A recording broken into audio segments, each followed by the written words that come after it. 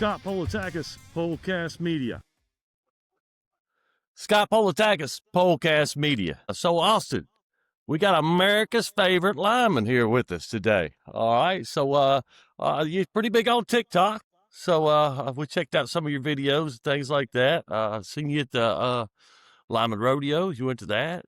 Yes, sir. So, you've been quite a bit out. So, tell me about you. Tell me your name. Tell me. Go ahead. My name's Austin. I've been in Linework for about 8 years. Before that, I did cell phone tower, broadcast tower work. My dad's always owned his own company doing that. So since I was a kid, I've been climbing towers, climbing structures, things like that. So I was out of town a lot doing that. And I found a job close to home where I'm home most nights. And I started that 8 years ago, and I've loved it, and I haven't went back. All right. So you've been doing line work about 8 years? Yes, sir. All right. So, would you start out there? You contracted, or are you working for local co-op or Municipality. municipality? Okay. Yes, All sir. right. Yep. That's a good deal. All right. Yeah. So tell me, where did America's favorite lineman come from? So I actually have to give credit to my apprentice, Anthony. He came up with the name after I did a few TikToks, and I was like, man, I can't just use my regular name. I got to come up with something a little bit catchy, maybe something that, is fun to read. And he came up with it. So I knew that I might not be America's favorite. So that's why I add allegedly in my bio, because there are some that might not think that I'm the favorite. That's right. Yeah. Yeah. So, no kidding. So this TikTok video, man. So what inspired you, inspired you to start doing all these TikTok videos and everything? So there's a couple different reasons I started doing it. At the municipality I work at, we have a really good training program. Robert Paget was our head trainer out there. We had Chris Hodges, and Robert's in the Lineman Hall of Fame. He's a really good, knowledgeable guy, and we get tons of training. And I had a buddy that worked for a different contractor that didn't get as much training, and he would ask me questions on things, and I would, be texting him back and forth and trying to draw it out, show pictures. And he actually inspired me. He said, man, why don't you do some videos on this stuff? Because it seems common knowledge to you, but we aren't taught that unless another lineman teaches us that. And if we're not working on that type of project for this amount of time, we don't ever get to see that. Man, that's good. That's great. Training is, I think, something that's very, very important nowadays in the trade. I think that we have a lot of fatalities going on, and I Right. can't tell you, but I do think training is one of the bigger issues of it. Maybe lack of training, or just not having enough seat time in the bucket, and things like that. Right. So that's great, man. That's great. Y'all got a good trainer and all that good stuff. So, and then it's great you share a lot of stuff on TikTok. Hopefully people are learning some things from what you're showing. And man, I hope so. And I've always had a passion for teaching. And like I said, I've only been in it 8 years, so I know what I know. But I try my best to. I dig at the older guys, and I'm like, man, why are we doing it this way? Why do we do it this way? Not this is just the way we do it. That's my least favorite saying. I want to know why we do the things we do, and I want to be able to explain that to the next guy, whether he's above me or below me, so we are all on the same page. And then we can use critical thinking too, where I know, okay, we're setting the truck up because of this. So in the next job, that might be the same hazard we have, but I can use my critical thinking and put it somewhere else and make it work for me. Yeah, that's good. Critical thinking is a big thing. I'm an instructor. If you didn't know, that's what I do. I Okay. teach students, teach apprentices or ground hands mainly. At just a regular 15-week school. And critical thinking is something we do a lot of. Talk about critical thinking, and we Right. I like to put them in scenarios where so some of the kids think they're going to reinvent line work, right? Right. Right. So No, yeah, I see that too. the good thing in the training is you can let them hang themselves. You know what I mean? You can just let Right. them go up there and do it. Nothing's going to happen. And then after about 3 or 4 hours and their legs are hurting pretty bad, then they start listening. Yeah, exactly. It's a fun way to train too. Yeah. Yeah. But let's talk about safety, man. Safety, the industry's screaming safety right now. So tell me about some things when you were training, you going up in your 8 years of your safety awareness. So so basically we treat safety as kind of common sense stuff. We don't like to do knee jerk reactions and put blanket policies on everything. And it seems, bigger companies, they may have to do that kind of thing. Like, okay, Hmm. one guy got hurt doing this, so now nobody can do that.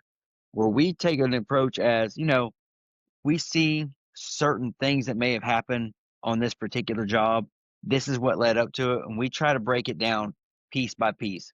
There's no more what happens on the crew stays on the crew because we're not trying to get each other in trouble if we lock a circuit out or somebody gets hurt. We want to know why, we want to know how, and we want to know how to prevent that in the future and maybe even show incidents where people got hurt or you see a Hmm. fire because some of these apprentices and even maybe young linemen, they might not have seen a primary fire before.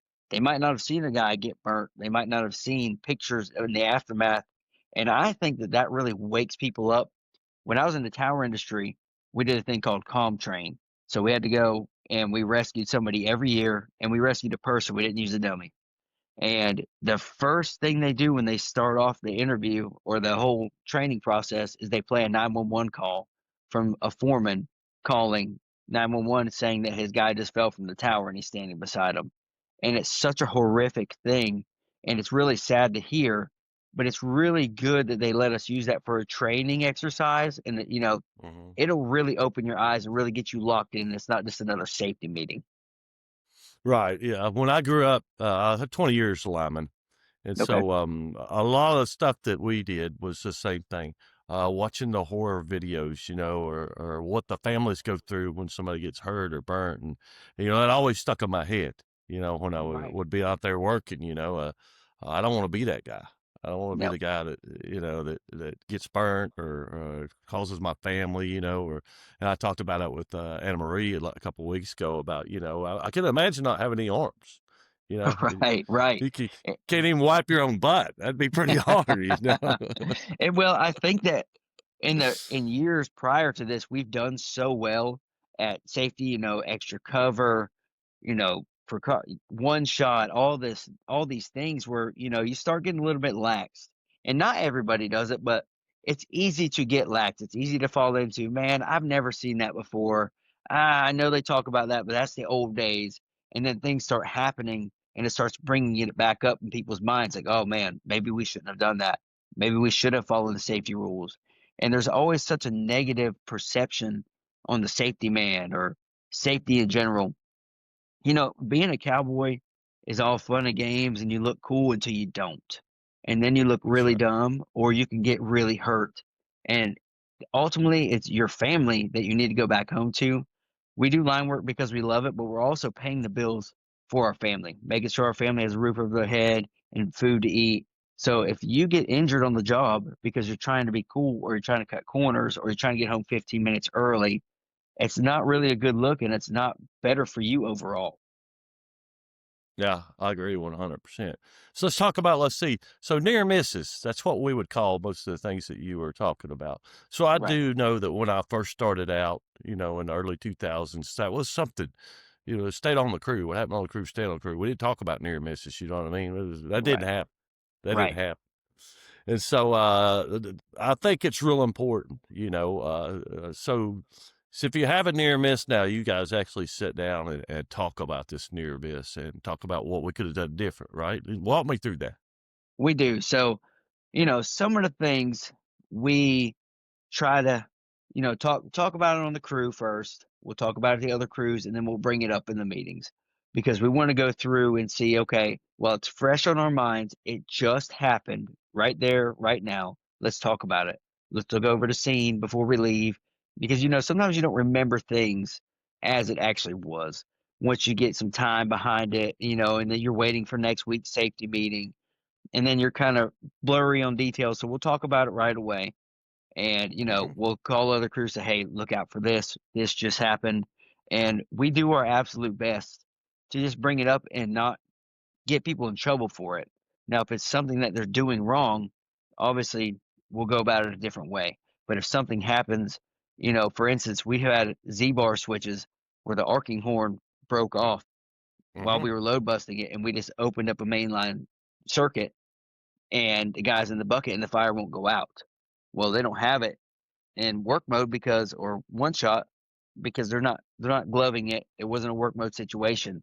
But now here's this fire, and it's waiting to go to all the different phases, so it'll finally lock that recloser out. So we talk Mm-hmm. about that. Look at certain things. Look at these Z-bar switches now.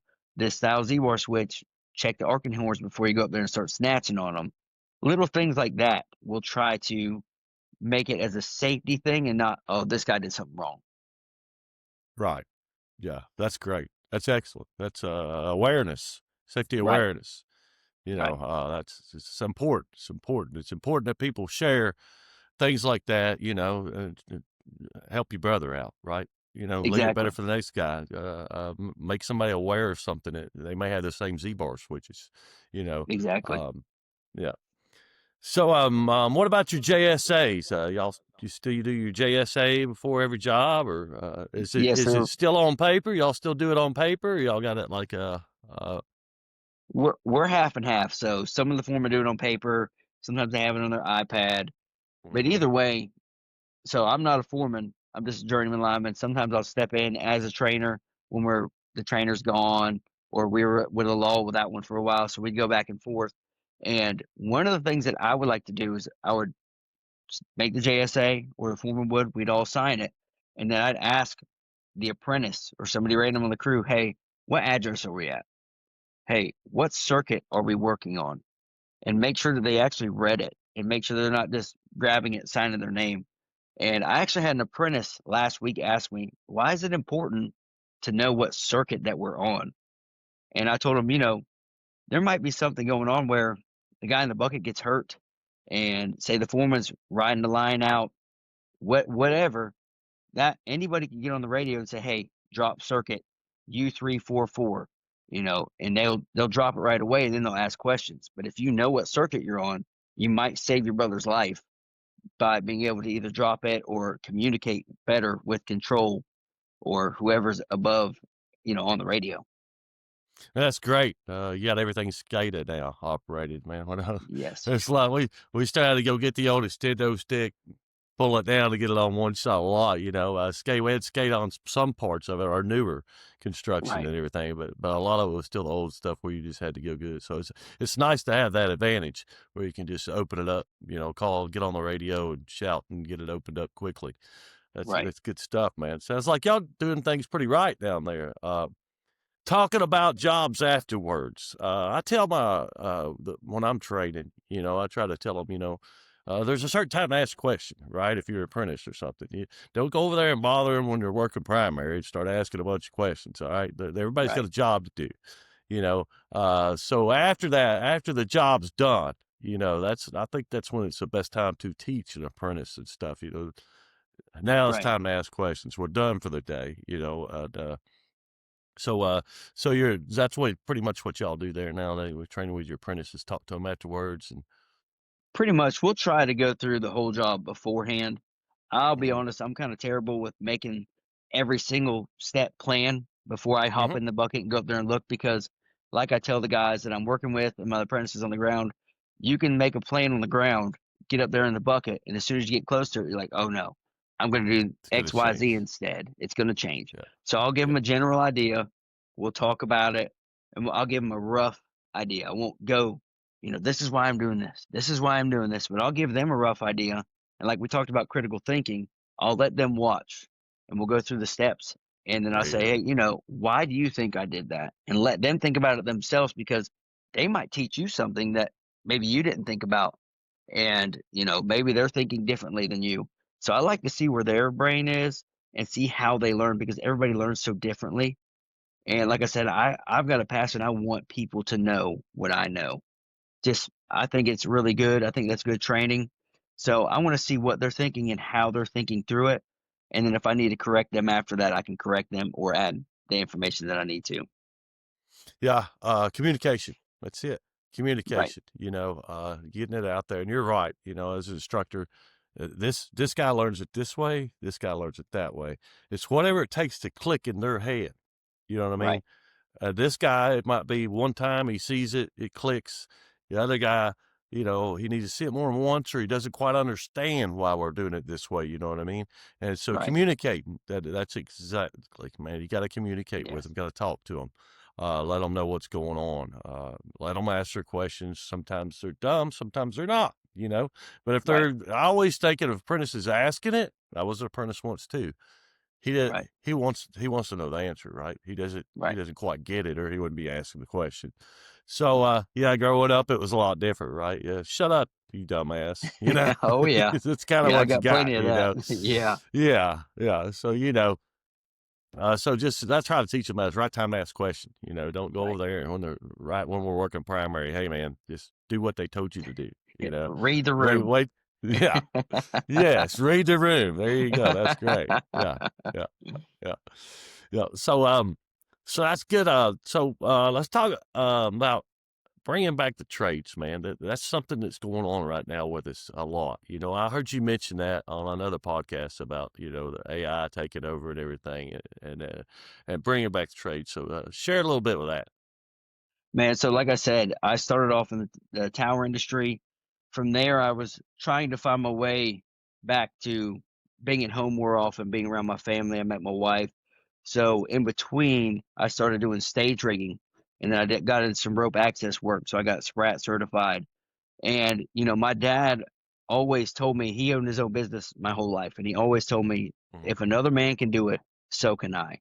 So I figured every valuable thing that I can learn to do with my hands, any trade that I can learn where it's just me and I'm the asset, I can make money. I can do anything for my family anywhere. If I need to go climb a tower tomorrow because I get fired, or if I need to leave, I can do that. If I need to go inspect a bridge with some ropes, I can do that. I don't want to be limited on one thing, and I also don't want to be limited to a desk, a computer, somewhere where it's high volume, amount of people trying to get in. The trades, there are a lot of people trying to get in, but there's a lot of openings. There's a lot of opportunities, and it's Mhm. easy to stand out. If you just show up, you try to learn your best, you work hard, you can make a living. So there has to be people out there willing to do that and work with their hands, because we see it now. There's a huge gap. So many people are making money with AI. So many people are making money on their computer. Well, when your computer game is going and your toilet breaks, you've got to call somebody to fix that because you Mhm. didn't learn how to do that. Somebody still has to use their hands to build America, to keep this country going. So I think it's very important that we don't lose that, especially with such a gap in age level, experience. There's a pretty big gap where people were like, "Ah, I don't need to learn a trade. I'm going to go to college," Mhm. and that's all they were pushed was college, college, college. Well, if you lose that gap, you're starting from square one. You need these guys up here to give as much knowledge to these guys down here, so we don't go back in time. Yeah, you're absolutely right. That's one of the reasons I went in and instructed after I want to teach people what I know how to do. Just like Right. you said, I want to teach people what I know how to do. I enjoy doing that. Uh, and that's right. It needs to happen. Older guys need to give knowledge to the younger guys and teach them so that the trades stay alive. The trades are important. Um, Right. do you see like you? I feel the same way. In the future, the blue collar thing is going to be a bigger deal. Right. I'm just like you. I thank my father every day for teaching me how to use these. Yes. I always tell him that's the best lesson you ever taught me was how to use my hands. And I took those lessons hard a lot. Oh yeah. And my dad knows it. He was the biggest dick of a boss I ever had, but I thanked him for it, because by the time I got done working for his company and I came to work for somewhere else, and they're like, "Oh, be careful for so and so. He's real mean or he's real ornery." Me and that guy were best friends. I can deal with that. I could take my licks. It was no big deal. I was used to that my whole life. My dad was not easy on me. He wasn't mean Mhm. per se, but he taught me and got me ready for the world. And that's Mhm. that's another thing that I don't know if that's just this generation, or maybe it's just the people that we're seeing, is I don't think a lot of that was instilled while they were younger. So now they're starting, at 19, 20, and they didn't have that growing up. So you're You're taking a absolutely different right. approach to them, and it's not really their fault. And as much as we want to blame them and say, you know what, like, why are you so soft? Why are you XYZ? It's not really their fault. So it's your job as a trainer, as a lineman on the crew, to build them up. Even if it is tough love, you got to remember you're still building them up. You're not just being an asshole for no reason. Yeah. Yeah. That's great. That's great. Every day. Every day of my life, when I train. I get kids that have absolutely no idea what righty-tighty means, you know. Right. They've never seen a crescent wrench. They don't even know Right. how to twist a handle to open it. They look at me like I got snakes coming out of my head when I hand them this bag full of tools. They're like, what are we going to do with these? We're fixing to learn Right. how to use them. you know. Right. Right. And, there's a lot of days I still have the old school mentality. I kind of lose my cool on them every now and then. But I agree with you. That just happens. That's part of building them up. Yes. It's part of preparing them of what's going to happen. I try to give them the best training I can give them to expect what's going to happen that first day when they get that job. You Right. know, I get a lot of good feedback from them, so I guess I'm doing okay at it. But I'm sure there's Good. somebody who can do it better. But Oh, this is something else. Let's talk about. All right, so you come up as an apprentice. All right, so learning to right. work in rubber gloves. Whew. Yeah. So when we were learning, Robert, our big herd trainer, we were on that pole for 6 out of 8 hours a day. It didn't matter what we were doing, when we were throwing a basketball, putting insulinks on, whatever we had to do. And as soon as we got to our apparatus shop and got our rubber gloves, there was no more leather gloves. It was rubber gloves from there on out, unless we were on the ground. It was, if you climbed, you had rubber gloves on. You were putting on the little curdies, little bugs, and you were doing everything with a hand wrench. We didn't even have small impact sockets then. All we had were the hydraulics for the bucket, because they Mm. were totally against them. They didn't want anything to do with battery powered tools at the time. I'm still So, that way. I still use the old hand tools when I'm training. Yeah, right. yeah, And I think yeah. it's good. You need that dexterity, and you don't need to be up there waiting on a power tool if you can get it done with your hand tool. Like, if you forgot it or you didn't bring it, I'm sorry, get your wrench out and start using it. Because I'm not going to go Yep. get the tool for you. I'm not going to go get especially a power tool. And if you forgot your hand tools, you're going to climb down. As long as nobody's out of power, you're going to climb down and get it, and you're going to climb back up there, and you're going to That's redo right. it. Yep, that's right. Yep. So, yeah. So when I was actually a foreman, when I would train my apprentices, if my lineman was in rubber gloves, they were in rubber gloves. So they would be putting their material together on the ground, those rubber gloves, because I'd tell them there's going to be one day when you're up there, and if you don't know how to work in them gloves, you're going to want to take it off, It's and it's that's a big definitely a no-no. learned skill. Yeah, yeah, yeah. Yeah. Yeah, it's definitely a learned skill, that dexterity and learning, not you're not trying to squeeze the whole time. You're trying to use that Yeah. finesse, and That's use the absolutely parts of your right. gloves. Use that Yep. third hand somewhere in there. Yep. Yep. Yep. Just these 2, 3 fingers to get real good. And when Right. you get older like me, this time's worthless. Cramps all the time. Hurts from working them rubber gloves my whole life. So, Oh yeah. yeah. What's the hardest job you've done? The hardest job I've done, it'd be hard to say. Don't have Because to be I line work. No, and I mean, I don't think that it is line work. A lot of it was, some of those radio towers I climbed, I was not a real radio tower dog, is what they would call it. The guys using 60-foot gin poles, 80-foot gin poles. But I did a lot of small jobs on radio towers. So the highest I've been is 1,000 feet, and you're carrying a 1/2 inch rope, a 5/8 rope, and then you got to hang your block, and then you got to feed all that rope down to the ground, and then you're dealing with 4-foot tall glass lights. You got to lower them over to the edge of the tower, bring the new one up without breaking it.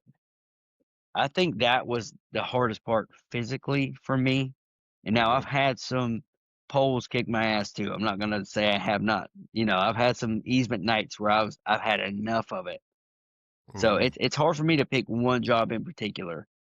But I know I have one line work job that took me entirely too long as an apprentice, and we had open secondaries down, 4/0 hot legs, number 2 aluminum, neutral. and number 2 primary down. And I climbed up and I sleeved all that together. And the Mhm. spans were 150, 180 feet. So I'm reaching out, jacking my hoist, catching it off on the hand line, letting my hoist back out, jacking it again, so it took me a long time, and that's probably the hardest line work job I've done so far. Yeah, yeah. That's what I say. Sometimes you earn your money. Some Right, days, some days it's a lot of fun. right. Some days it's like I can't believe they paid me to do this, and then there's other days like God dang, sure I want out of this bucket. I'm done. Yes, So yeah, it can be rewarding. Sometimes it's very challenging, very challenging, and that's another thing within training. When you're building them up, you got to teach them to keep their cool. You know what I mean? You right. got to keep your cool. No matter how frustrated you get in that bucket, you got to be cool. Yeah, You can't get mad and start slinging stuff. That's when you get yourself in trouble. You gotta exactly. keep your cool. Yeah, gotta keep your cool. So so what you got there? A couple kids, wife. Yep. Yeah, I got a wife, 2 little girls, a Uh-oh. dog, 2 ducks, 4 There's a chickens. duck, 4 chickens. All right. Got some ducks too, huh? Yes, sir. Is the dog male at least? No. Yeah, the dog's male. Yeah, the dog's male. I Okay. thought you said mellow. The dog is not mellow. But yes, sir. Yeah, he's a male, and we actually have a male cat. Okay. So you're not the only male in the house. So No, there's dog 3 of cat's us. male. Yeah, my brother, he was opposite of me. He raised girls, I raised boys. So it was like, and now it's turned around on me. My I have a granddaughter, he has a grandson, so we've swapped and Okay. others. So, yeah. Yeah, So everybody tells me how crazy it is to raise boys, but I don't know if they've ever raised girls because my 4-year-old and 2-year-old are completely off the wall. I love them to death, but yeah, man, they've got the Energizer Bunny. yeah. I always used to tell my brother, man, you got it easy. Now I got a granddaughter's a girl. Oh man, I don't know what to do. The girl, I don't know what to do with her. The boy was easy. I thought Right. I had it. I thought he had it. No, the boy was easy. He just, the little girls, they're something. They think a little more. They do. They try to get you. Yeah, yeah. But anyway, so anything you want to tell our viewers, man, about line work? Man, so I know for us at least, we need a lot of people. We need apprentices, we need more linemen, and we need people to be critical thinkers.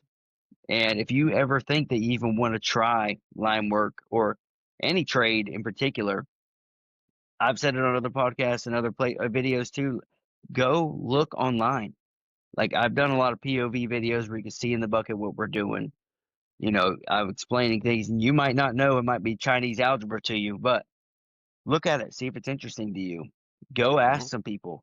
Don't just look online either. Like you can go and you can find these people. Go to the union hall. Go to your local utility. Go ask them. Talk to them face to face and see if you're really interested in it or not. Because if you are, it's not just going to land in your lap. They're not going to mail you a letter and say, hey, here's an apprenticeship for you. You need to go do it. Get off the couch, get out there and get it. And once you start, you better want it because it's not just going to be easy. You see the checks, you see the trucks and the toys, but like you said, that stuff is earned. So if you want to Mhm. do it, make sure you come prepared and you come willing to learn. Yeah, that's good stuff. I have um, I might start 20 students, and then it's not for everybody, man. You know what I mean? Some of Yeah, them get up there that like the heights. They don't. 15 foot usually gets them when they climb right. at 15 foot. That's usually when Mr. Scott is just not for me. A lot of them will try to make up an excuse, right? Just because they don't want to be embarrassed in front of their other peers or anything. But I can tell. I can tell, Yeah, when they're shaking like a leaf up there and everything. And I just tell them you got to trust the system. You know what I mean? You right, got to keep climbing that pole. That's the right. only way to get over is to continue to climb that pole. Same way with when you first start working primary. You're going to be Yep. nervous as a cat, dude. If you're Oh not, you're yeah, not normal. You right. know? It might be dangerous if you're not Yeah. nervous. Yeah, Yeah, absolutely. I and tell them you got to respect it at all times. You can never let your guard down on it. You got to always respect it. Always respect the job. But yeah, anyways, good things like that, man. I don't know anybody that does it that don't enjoy it. You know, right. if they And don't enjoy it, they get out of it. exactly. And you know what? I have a ton of respect for people that say, "Hey, this isn't for me," because our Hmm. job is life and death. So, to a certain degree, you're going to be uncomfortable. You're going to be a little bit nervous. But if you know for a fact in your heart and your mind, it's not for you, you're not going to be able to get over it. It's just weighing you down, and this to the point where it's dangerous. Then I have total respect for you saying, "Hey, this isn't for me." I'm not going to cuss you out the door. I'm not going to razz you out the door. I'm going to say, "Hey, you know what? I respect that. I don't want to see you get hurt. I don't want to see you hurt somebody else. You know, talk to you next time. Hope you Absolutely. find something else." That's what I say to them. Hey, good luck. Good luck with whatever you decide to do. I tell them the same thing. Perfect respect for that. I respect that you come to me and told me that. Hey, it's not for everybody. So if you're gonna end up getting hurt if you try to stay in it or something like that, like you said. So hey, go find you another trade to do, man. It's no big deal. It's no big Right. deal. You know. Right. Yeah. It's way better to find that out when you're starting off than you're in the bucket working primary and you can't even move because you're so scared. Find it out now before you get to the dangerous part. Absolutely. Absolutely. Yep. Yep. So what do you guys do when you're off on the weekends? You got a boat? What do you do? Yeah, I got a duck hunting boat, gator hunting, duck hunting, that kind of thing. We like to go fishing. My daughters love crappie fishing. They love speck fishing. We do all kinds of stuff. Hunting, we love to deer hunt, turkey hunt, just average stuff. Yeah. Yeah, that's good, man. That's what I try to tell my students. Say, whatever you like to do, if you stick with this trade, you can do it anytime you want. You're going to be able to afford that kind of lifestyle. If you and it's people just don't realize how much the trades pay. You know, uh, Yeah, yeah, and I think that that's sometimes underrated. A lot of hmm people are like, "Oh man, if I don't have my PhD, I don't have my college degree, I'm not gonna make what this is." And you look at what those professors are making, what those people in college are making, or what they owe on their student bills compared to what an average apprentice makes for the union or for some of the bigger contractors. If they saw some of those paychecks, they'd be like, "Man, I messed up big time," because you can provide a very nice life for yourself and hmm you don't have to work till you're 75. yeah, yeah. I've had students, man, start at $120,000 a year right out of school. Because they don't care where they go. They don't Right. care if they go travel. They don't care nothing. So if you have that attitude, then you can make a bunch. You can make a bunch. You can follow the money. Yeah, yeah. But anyway, man, I really appreciate you coming on. You're America's favorite lineman to me, man. I appreciate that. Yeah, thank you for inviting me, man. I absolutely loved it. Yeah, yeah. Anything else you want to talk about before we get off here? I think we got it. I hope one day maybe I can come down there and stand on a pole with you and talk. I love those Heck episodes. yeah. That's really cool. That's really good, Oh, neat thanks, idea. man. Yeah, Yeah. man, half the people that get on a pole ain't never been on a pole. That's why they come. They come just to get on the pole, right? Well, So I spend the first 5 or 10 minutes teaching them a little bit about how to climb, and then they're shaking most of the time the first 10 minutes, and then they kind of chill out. We're only at 4 or 5 foot, and everybody always aggravates me. And I said, but that's mainly why. The people that want to come on the show, they just want to come get on a pole. Well, I can't put them 35 foot in the air in 5 minutes. yeah. It takes me a Yeah. week to train kids how to do that. So No, no. I think it's a great idea. I think it's super cool. And I thanks, love man. watching all of those. Yeah, anytime you want to come down, man, we're right in the Dallas Fort Worth area. Bring the whole family. So much to do. Awesome. Fort Worth Stockyards is right close to us. Dallas is right close to us, man. There's so much to do here. So yeah, you're welcome anytime, man. You just let me know. You'll come take a family vacation and swing by the studio, and we'll have a little chit chat on the pole. Thank you, man. I appreciate that. Yeah, yeah. All right, buddy. So We're just to talk now. We're pretty much done. We just got to Okay. stay on for a minute and let it finish uploading the whole episode. Okay. So what you think of the Lineman Rodeo? Oh man, I love it. I've competed Was there that a the bunch first of time times. you'd been? No. I've competed No. there. I think Oh, 2 or 3 times as an apprentice and once as a lineman. did you compete this year? I didn't compete this year. Nope. No. But I went up there. My trainer, he went with the International Lineman Museum, and that's Mhm. usually who sponsors us to go up. But I went up there and watched them, and I talked to some people, kind of networked, that kind of deal. Good deal. Good deal. So how'd you do it when you were competing? It's a lot tougher than you think, huh? Well, yeah, because we did that.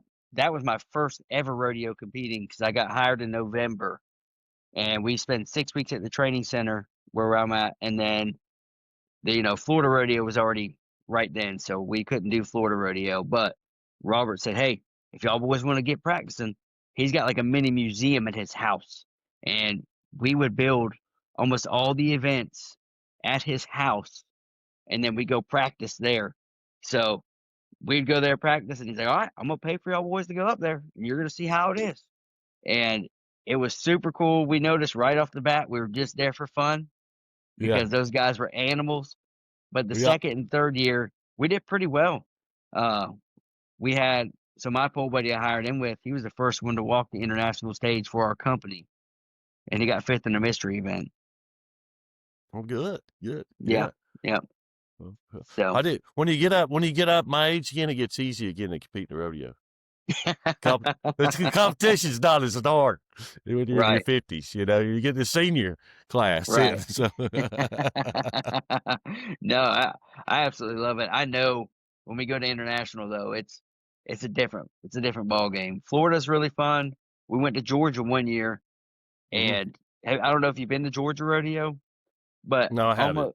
almost all the mean times were 15 to 18 minutes. I mean, they were not quick events. We were changing out, switches on a vertical or single phase OCR, jumping them out, doing the whole switching, and it's all 8-foot chance shotgun sticks, 12-foot neutrals. I mean, it was all extensive.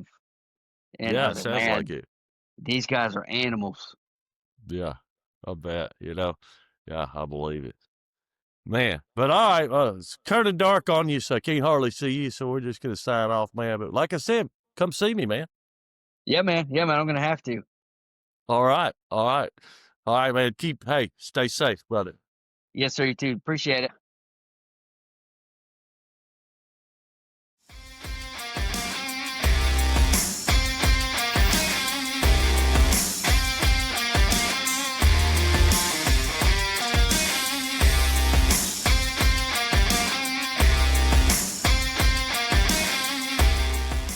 Scott Politakis, Polecast Media.